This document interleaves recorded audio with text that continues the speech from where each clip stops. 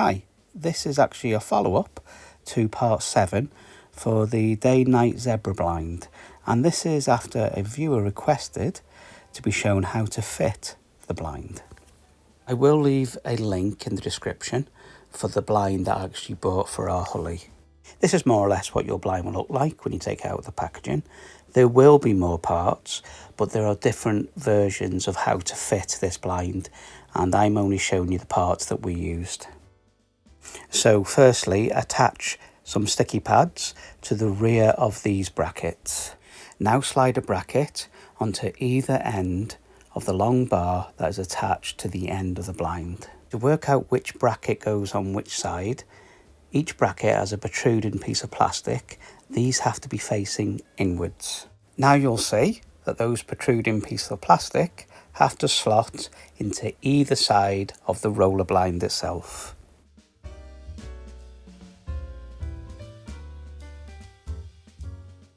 So now, if you flip over your blind, it should look like this. And it can now peel off the backing on the sticky pads. Okay, and now for the slightly fiddly bit. So we want to offer up the blind to the door now, not the frame of the door, the actual door. And we want to try and get it as straight as possible and in the correct position before we actually push down on the sticky pads. Once that is done, we can smooth out the sticky pads so there is a good adhesion to the actual door itself. I now slid the weight bar into the loop of the actual blind material itself, and at the end of each side of the weight bar is an overlapping piece of plastic, and you have to make sure that the material fits in these snugly.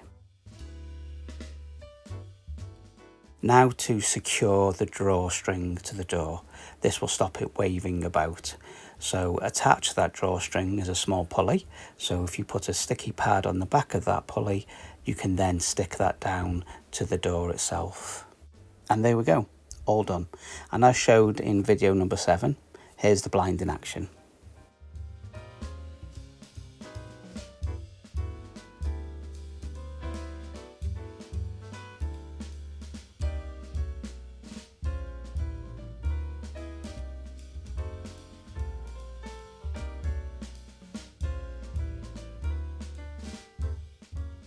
And once again, hope this helps, and keep an eye out for more videos. Thanks a lot. Bye bye.